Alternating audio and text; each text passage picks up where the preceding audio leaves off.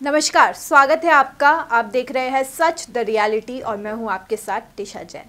आइए एक नजर डाल लेते हैं आज की बड़ी खबरों पर। लोकसभा चुनाव के दूसरे चरण की वोटिंग के दौरान बेंगलुरु में एक मतदान केंद्र के बाहर भाजपा और कांग्रेस के कार्यकर्ताओं के बीच झड़प की खबर सामने आई। रिपोर्ट्स के मुताबिक सरजापुर में पोलिंग बूथ के बाहर भाजपा और कांग्रेस के कार्यकर्ता एक दूसरे से भिड़ गए। इसके बाद जमकर हंगामा हुआ। बाद में पुलिस ने मोर्चा संभाला और दोनों दल के कार्यकर्ताओं को शांत कराया। वहीं घटना के बाद पोलिंग बूथ पर भारी पुलिस बल तैनात की गई थी। दिल्ली की राउज एवेन्यू कोर्ट ने शराब घोटाले से जुड़े मनी लॉन्ड्रिंग के मामले के आरोपी विजय नायर और अन्य के साथ आप नेता और पूर्व उप मुख्यमंत्री मनीष सिसोदिया की न्यायिक हिरासत 8 मई तक बढ़ा दी है। केंद्रीय जांच एजेंसी सीबीआई ने आज संदेश खाली मामले में पश्चिम बंगाल में कई ठिकानों पर छापेमारी की। छापेमारी के दौरान जांच एजेंसी ने बड़ी मात्रा में हथियार और गोला बारूद बरामद किया।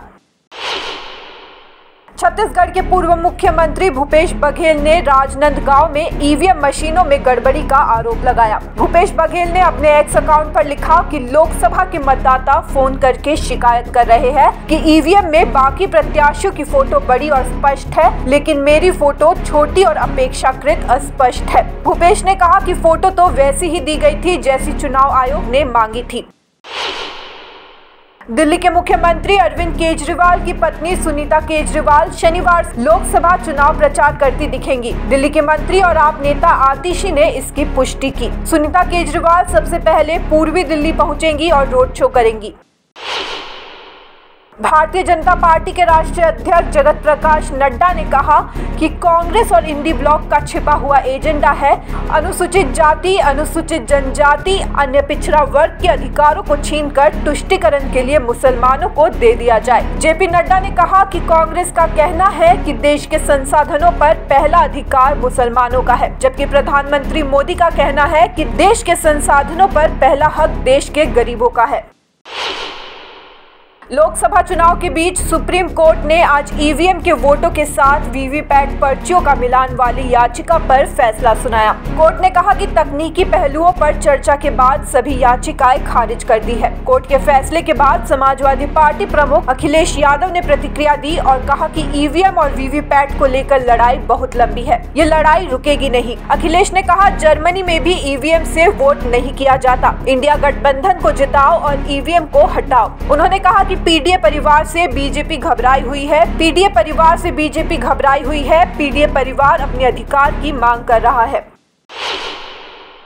कांग्रेस के पूर्व अध्यक्ष राहुल गांधी ने कर्नाटक की बीजापुर की रैली में बीजेपी पर जमकर हमला बोला। उन्होंने कहा कि आजकल नरेंद्र मोदी अपने भाषण के दौरान घबराए हुए रहते हैं और शायद कुछ दिनों में स्टेज पर उनके आंसू निकल आए। राहुल ने कहा कि नरेंद्र मोदी ने पिछले 10 साल में 20-25 लोगों को अरबपति बनाया है। उन्होंने एयरपोर्ट, बिजली, खदान, solar wind power, defence sector सब कुछ अडानी और उनके जैसे अरबपतियों को सौंप दिया है, लेकिन गरीबों को कुछ नहीं दिया। राहुल ने आगे कहा कि जितना पैसा नरेंद्र मोदी ने अरबपतियों को दिया है, उतना पैसा हम हिंदुस्तान के गरीबों को देंगे।